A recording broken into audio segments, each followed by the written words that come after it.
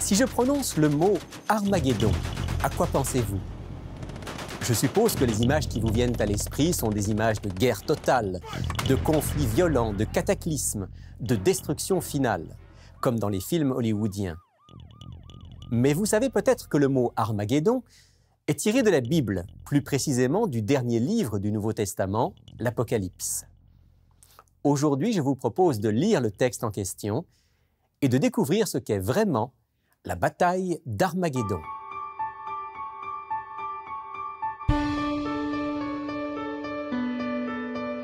Il est écrit, une émission présentée par Rémi Ballet.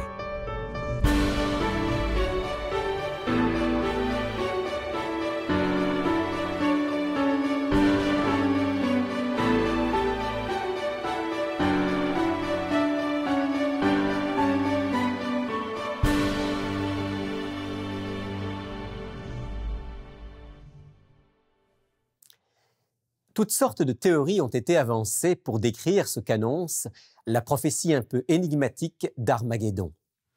Pour les uns, c'est un grand conflit militaire en terre d'Israël, conflit dans lequel seraient impliqués l'État hébreu et les nations arabes. Pour les autres, ce n'est rien de moins qu'une troisième guerre mondiale, la dernière, avant la fin de notre histoire. D'autres encore y voient un conflit économico-politique autour du pétrole. Le point commun de toutes ces théories, c'est qu'elles sont beaucoup plus fondées sur l'actualité et sur les nouvelles que sur une lecture attentive du texte biblique. Que dit le texte? Le seul texte qui mentionne Armageddon se trouve dans le 16e chapitre du livre de l'Apocalypse de Jean, dans le cadre d'une série qu'on appelle les 7 coupes ou les 7 dernières plaies qui vont s'abattre sur la terre, sorte de préjugement de Dieu sur un monde corrompu. C'est dans le cadre de la 6e coupe qu'on lit la mention d'Armageddon, au chapitre 16 donc de l'Apocalypse, à partir du verset 12. Le 6e versa sa coupe sur le grand fleuve l'Euphrate, et son eau tarit, afin que le chemin des rois venant de l'Orient fût préparé. Et je vis sortir de la bouche du dragon et de la bouche de la bête et de la bouche du faux prophète 3 esprits impurs semblables à des grenouilles, car ce sont des esprits de démons qui font des prodiges et qui vont vers les rois de toute la terre afin de les rassembler pour le combat du grand jour du Dieu Tout-Puissant. Voici, je viens comme un voleur. Heureux celui qui veille et qui garde ses vêtements, afin qu'il ne marche pas nu et qu'on ne voit pas sa honte. Ils les rassemblèrent dans le lieu appelé en hébreu Armageddon.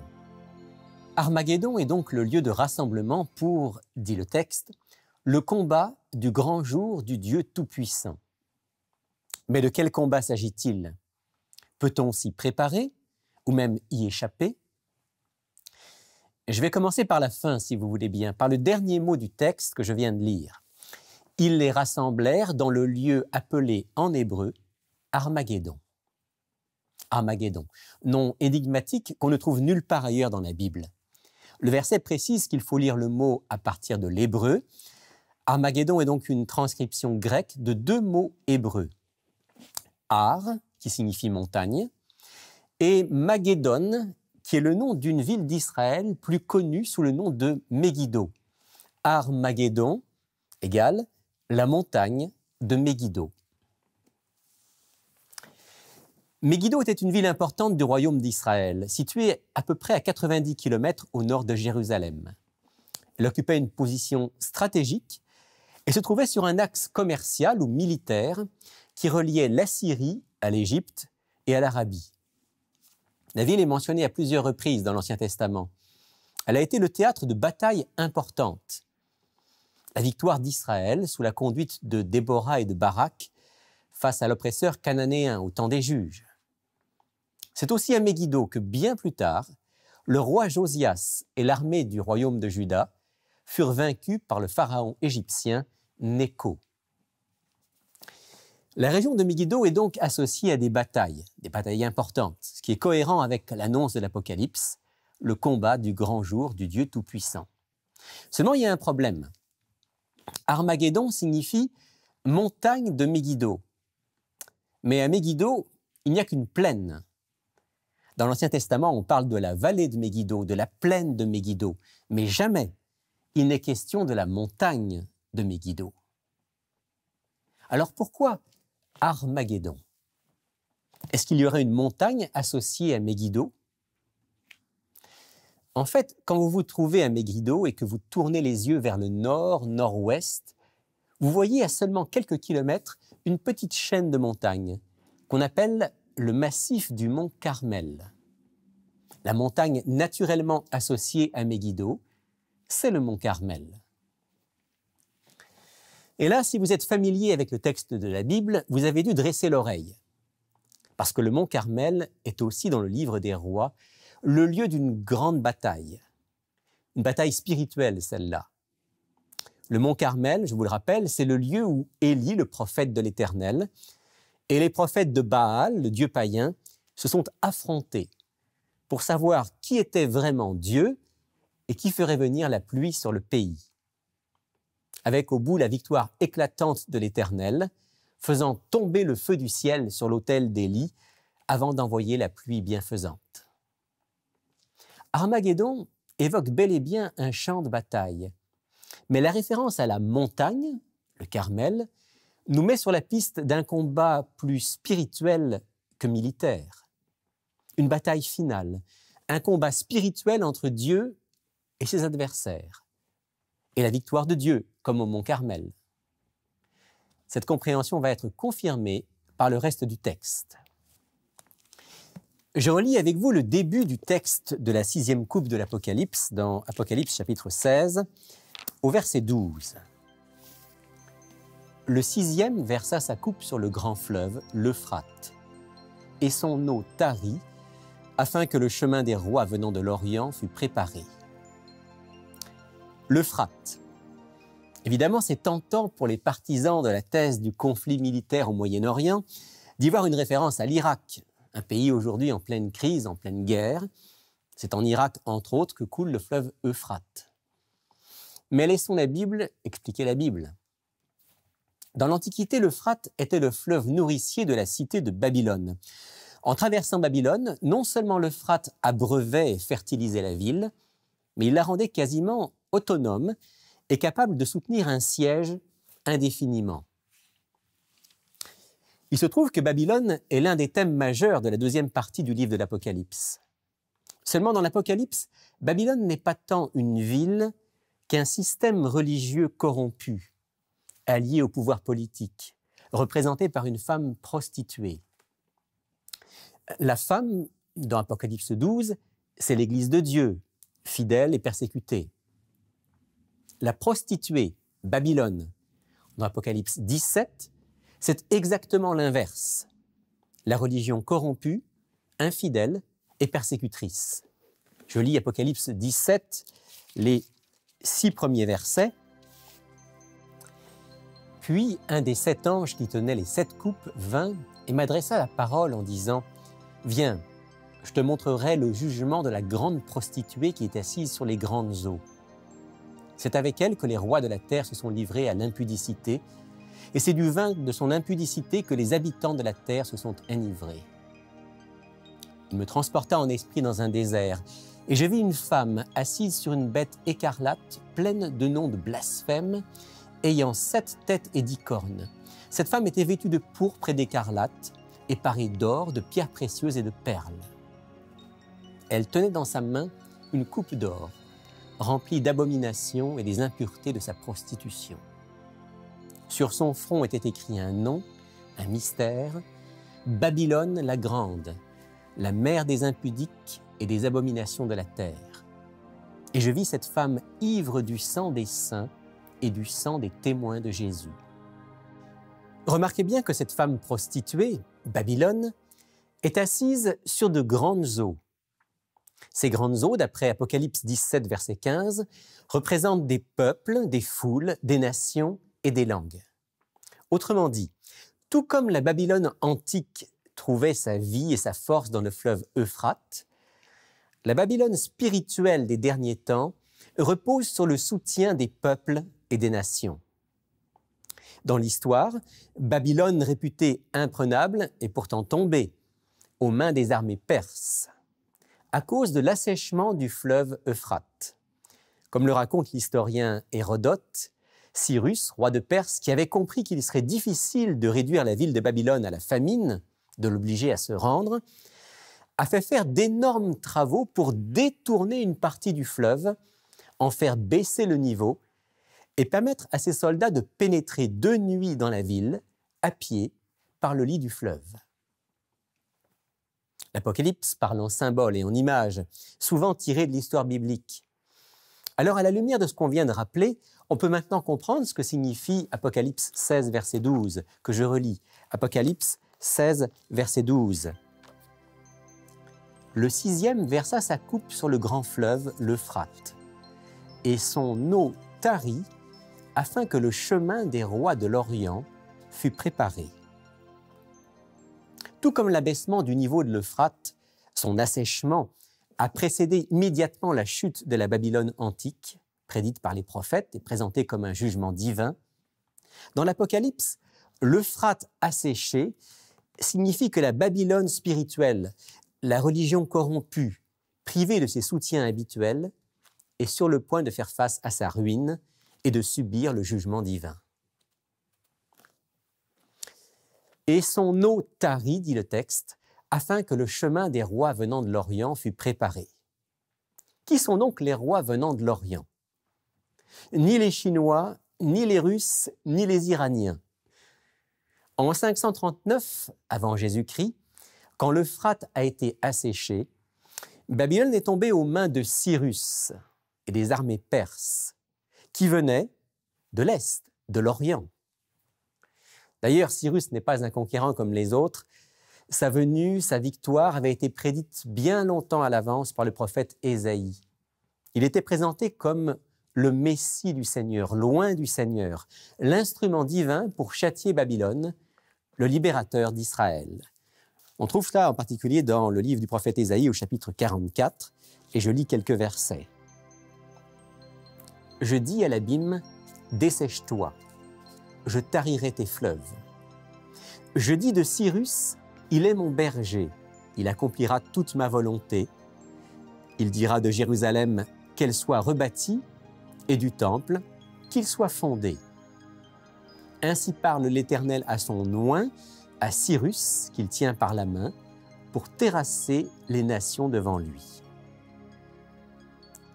Cyrus est donc un messie de l'Éternel et une préfiguration du Christ lui-même.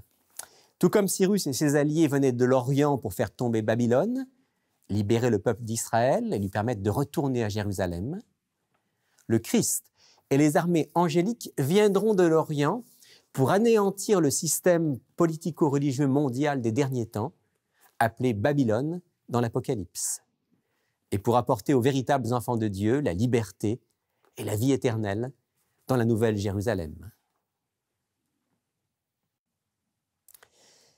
Cyrus est donc un messie de l'Éternel, une sorte de préfiguration du Christ lui-même.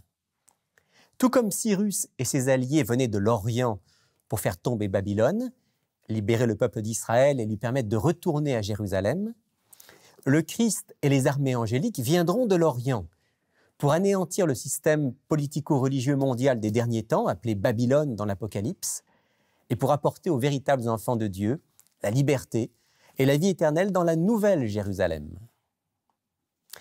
Armageddon n'est donc pas du tout une guerre entre des nations, mais comme dit le texte, le combat du grand jour du Dieu Tout-Puissant, la victoire finale de Dieu et du Christ sur les forces du mal.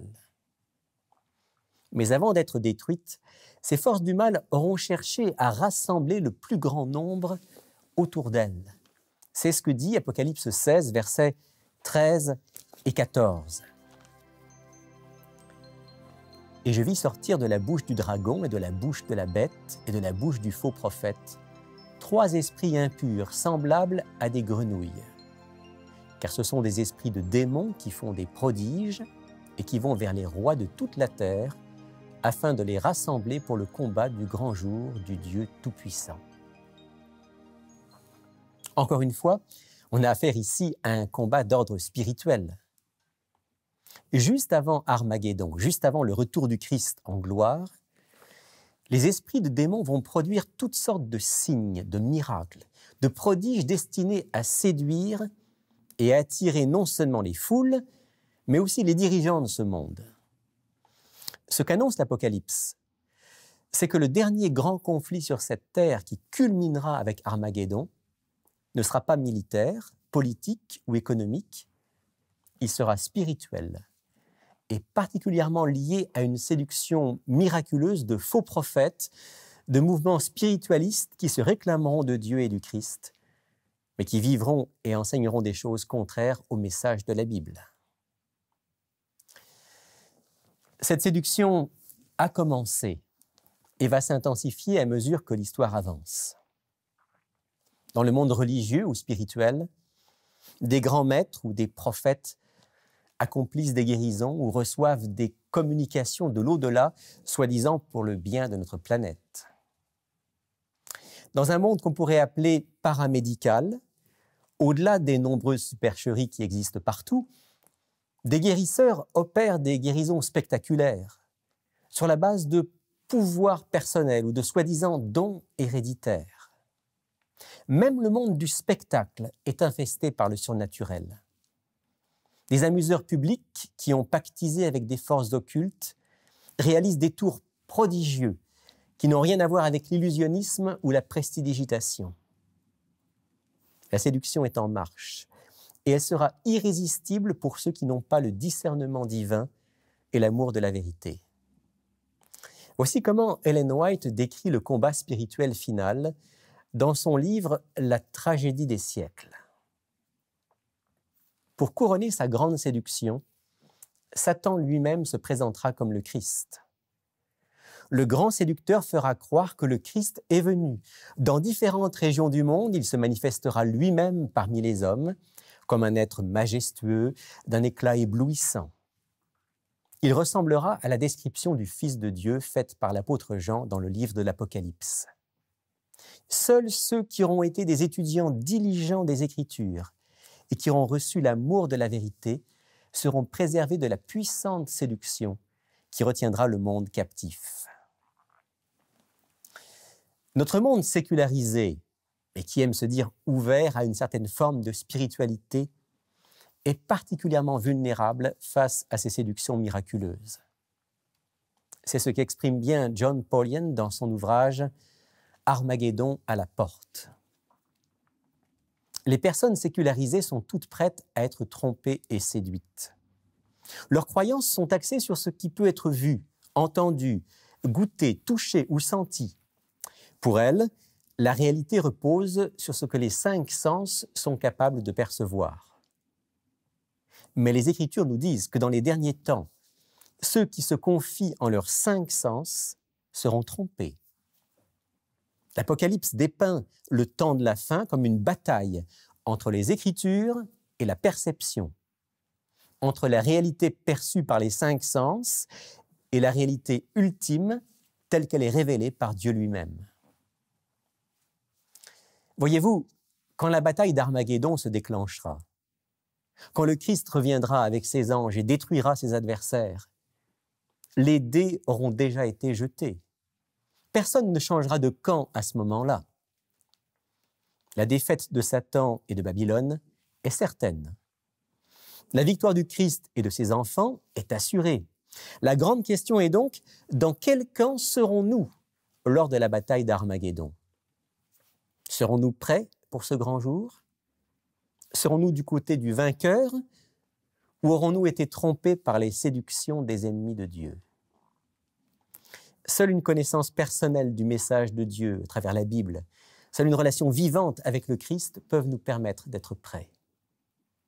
C'est la raison pour laquelle, en plein milieu de la description de la 6e plaie de l'Apocalypse, juste avant la mention d'Armageddon, se trouve un avertissement et une promesse. Apocalypse chapitre 16, verset 15. « Voici, je viens comme un voleur. Heureux celui qui veille et qui garde ses vêtements, afin qu'il ne marche pas nu et qu'on ne voit pas sa honte. » Il n'est pas nécessaire d'avoir peur d'Armageddon. Ce peut être pour nous une grande victoire. Tout dépendra du camp dans lequel nous nous trouverons. Et pour être du bon côté, il nous faut veiller, dit le Christ. Veiller en entretenant une relation solide et personnelle avec Dieu par la prière. Veiller en étudiant attentivement les enseignements de la Bible, la révélation divine. Veiller en recevant chaque jour ce vêtement de l'amour et de la justice du Christ dont parle l'Apocalypse. C'est à chacun de nous de décider aujourd'hui si Armageddon sera synonyme de victoire ou de destruction. Pour le chrétien, écrit John Paulian, le plus grand combat est le combat pour le contrôle de son esprit, pour se concentrer sur les vraies priorités de la vie. La bataille d'Armageddon concerne notre allégeance sur le plan intellectuel, émotionnel et spirituel. La grande tâche à laquelle font face les chrétiens aujourd'hui est celle de discipliner leur esprit et de contrôler leurs pensées afin de se préparer à être dans le camp de Dieu lors du conflit final de l'histoire de cette terre. Père du ciel, alors que nous approchons de la fin de l'histoire de ce monde et du grand dénouement de cette grande bataille d'Armageddon, ma prière, c'est que chacun d'entre nous puisse développer avec toi une relation intime pour que tu nous rendes capables de veiller, de discerner les pièges de l'ennemi et d'être solides, attachés à toi. Je te demande par ton Saint-Esprit de nous guider et de nous fortifier. Au nom de Jésus. Amen. Bonjour, je m'appelle Sylvain Duval et je suis responsable des cours bibliques à Il est écrit.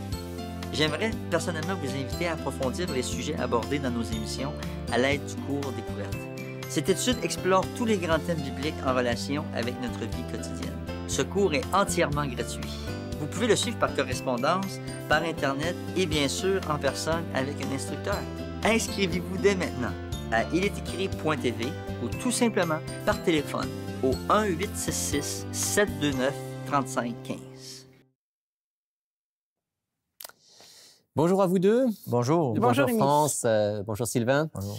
C'est le moment pour nous de présenter, France, notre offre de la semaine qui aujourd'hui, eh bien, évidemment, est en rapport avec la prophétie. Oui, Très bon absolument. livre. Très intéressant. Personnellement, j'aime beaucoup ce livre qui est La superpuissance à venir de Mark Finley.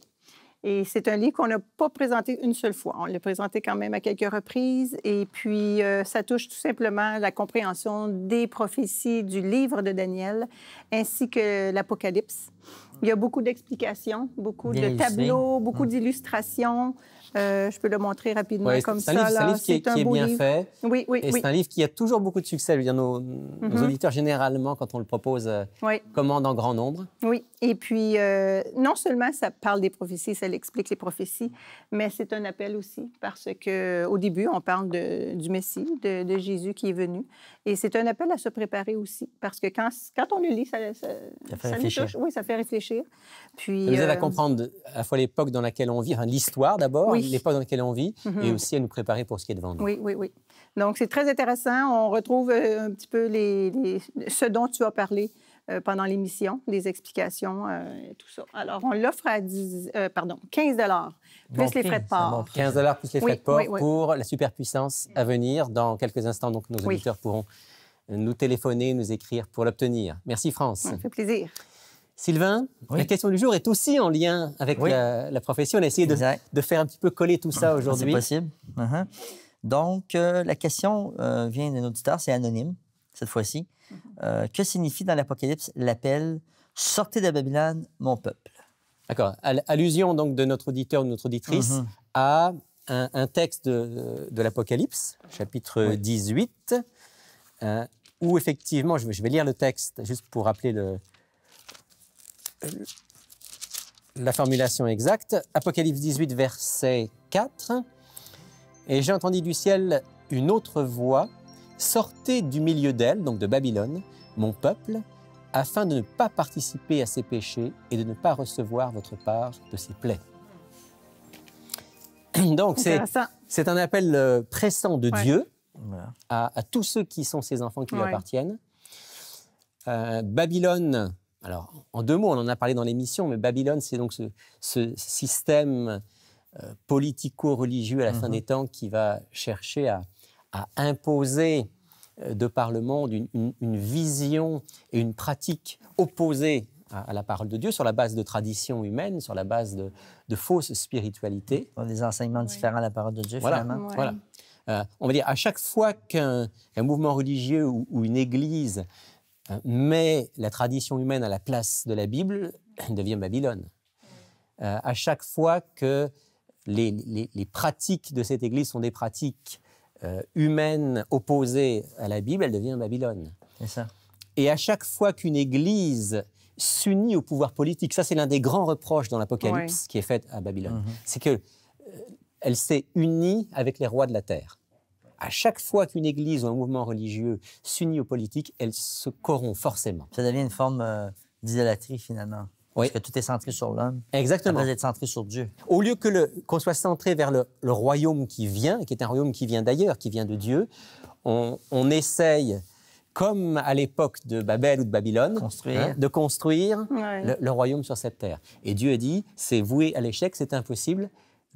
Mon royaume n'est pas de ce monde, disait Jésus. Ça me fait penser justement à ça, le moment où Jésus était là, que c'était César, c'est César, et ce qui est à Dieu est à Dieu. Voilà. Et puis, Jésus n'est pas venu régler la domination des Romains à l'époque. Exact. Il ne s'est pas mêlé de ça. Exact. Ça ne veut pas dire qu'en tant que chrétien, on n'est pas des citoyens, qu'on n'est pas impliqués dans la vie au niveau social, mais notre combat, notre royaume ne sont pas de ce monde. Donc, Dieu dit, si vous êtes conscient de cela, ne vous laissez pas prendre par cette mentalité-là, sortez de cette mentalité et soyez de ceux qui vont rester fidèles, intègres à ma parole, même si vous êtes minoritaire. Hein, soyez attachés à moi, soyez attachés à ma parole, faites des choix résolus. Et ça, c'est un grand défi aussi, parce qu'étant donné que ça va être un mouvement mondial, exact. On a la sensation qu'il faut y adhérer aussi. Oui, soyez des hommes, soyez des femmes. On voit la solides. tendance qui s'installe, hein? On le voit. Hein? Et c'est donc un appel à la fidélité, envers Dieu et envers sa parole. Voilà ce qu'on peut dire en 2 mots à notre auditeur ou auditrice. C'est important de savoir. Et c'est important de cultiver dès maintenant cette fidélité envers notre Dieu. Voilà, et si vous voulez vous procurer votre exemplaire de l'offre de la semaine, la superpuissance à venir, eh bien voici maintenant comment le faire. Pour effectuer votre commande, écrivez-nous à Il est écrit, casier postal 99, succursale Rosemont, Montréal, Québec, H1X3B6. Vous pouvez également passer votre commande sur le web à ilestécrit.tv ou par téléphone au 514-729-3515 dans la région de Montréal et sans frais au 1-866-729-3515 pour l'extérieur de Montréal. Si vous avez trouvé que le sujet d'aujourd'hui était un sujet un peu difficile et si vous voulez revoir notre émission, vous savez que vous pouvez toujours le faire en allant sur notre site internet ilestécrit.tv et là vous trouverez non seulement toutes nos émissions mais aussi beaucoup de matériel intéressant. Je vous retrouve la semaine prochaine pour une autre émission, mais d'ici là, souvenez-vous, il est écrit « L'homme ne vivra pas de pain seulement, mais de toute parole qui sort de la bouche de Dieu ».